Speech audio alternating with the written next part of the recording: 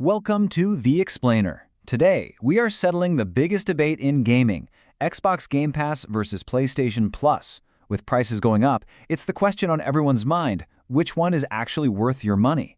Let's break it down. And hey, this isn't just some casual comparison. We've seen some pretty serious price hikes recently, with Game Pass Ultimate now hitting a hefty $30 a month. Your wallet is on the line here, so making the right choice has never been more critical. So to really get into this, we're going to frame it as a clash of two very different gamers. In one corner, you've got the day one gamer. This is the person who thinks paying $70 for a new game is totally outdated and that instant access is the future.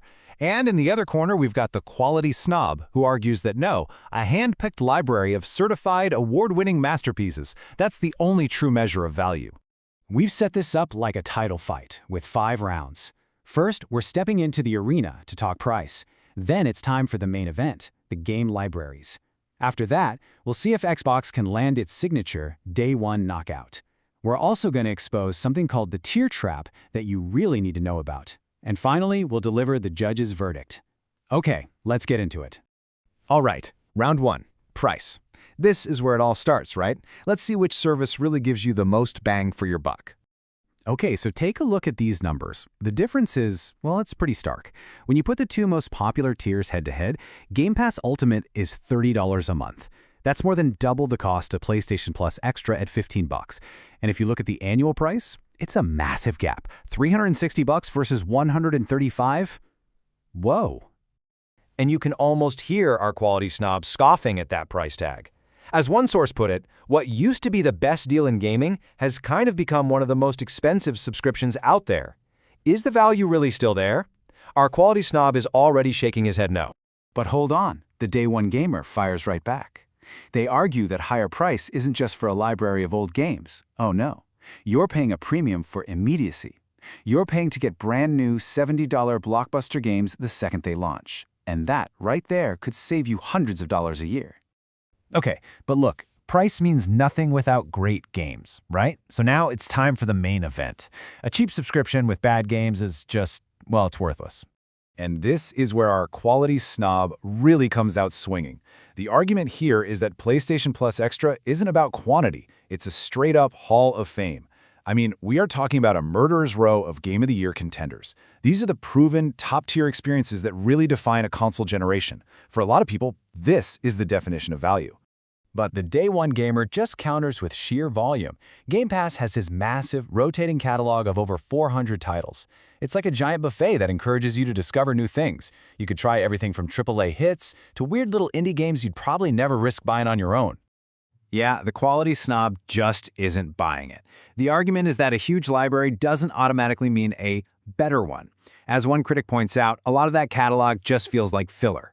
You know, B-tier or C-tier games you'll scroll past 1,000 times but never actually play. It just makes that quality over quantity argument feel even stronger. All right, this is it. This is the big one. The move that could end the fight right here. It's Xbox's signature punch, the Day 1 knockout. This is what that $30 a month price tag is really all about. And this is where the Day 1 gamer says, game over. Forget waiting for sales, forget paying full price. With Game Pass Ultimate, you are playing massive titles like the next Call of Duty, the new Indiana Jones, and Doom, The Dark Ages the absolute second they unlock. Think about it. Each one of those is a $70 game on its own. If you play just 3 of those in a year, the subscription has more than paid for itself. It's a totally different way to think about playing the biggest new games. Now, our quality snob might try to bring up PlayStation's top-tier Premium, which offers game trials for new titles. But let's be real. The Day 1 gamer will point out the huge difference. Game Pass gives you the full, unrestricted game, forever, as long as you're a subscriber. PlayStation gives you a 2-hour demo. It's literally the difference between owning a movie and just watching the trailer. Okay, before we call the winner, we have got to do a quick special report on something that trips a lot of people up. I'm calling it the PlayStation tier trap. So PlayStation subscription has 3 tiers, right? Let's break them down real quick.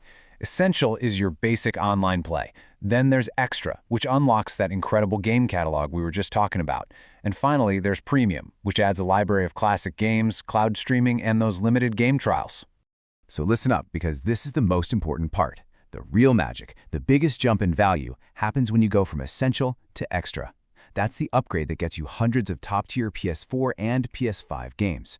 Our sources all agree the Extra tier is the sweet spot for most gamers, and it's where you get the most bang for your buck for sure. And this chart just spells it all out, doesn't it? The jump from Extra to Premium gives you a pretty niche collection of classic games, some short demos, and cloud streaming. But for most people, that big price hike just doesn't justify those small additions, unless, you absolutely need cloud streaming for something like the PlayStation Portal. The bell has rung for the final time. It's verdict time. After 5 brutal rounds, which subscription service stands tall as the undisputed champion? Let's find out. So who wins? Well, the truth is, there isn't one single winner for everybody. The best service really truly depends on what kind of gamer you are. All right, so let's make this simple. You should go with Xbox Game Pass Ultimate if you're that day one gamer. If you absolutely have to play the biggest games the second they drop. If you love having a massive variety of stuff to try on both your console and your PC. And if you just think the whole $70 price tag is a thing of the past, then yeah, Game Pass Ultimate was made for you. However, if you're our quality snob, listen up. If you'd rather have a curated library of critically acclaimed, award-winning masterpieces, if you're a bit more budget-conscious and want the absolute best value for your dollar, and you don't mind waiting a year or so for the biggest games to join the service, then PlayStation Plus Extra is the clear winner for you. So, if you take away just one thing from this entire explainer, let it be this. Don't fall for the tier trap. For a true, honest-to-goodness value comparison, you should always be weighing Game Pass Ultimate against PlayStation Plus Extra, not Premium, Extra. That is where the real fight is. And that really leaves us with one big, lingering question for the future. With both services getting more and more expensive, you have to wonder, is this all-you-can-play Netflix for games model actually sustainable, especially in an industry where blockbuster games cost hundreds of millions of dollars to make? That's a little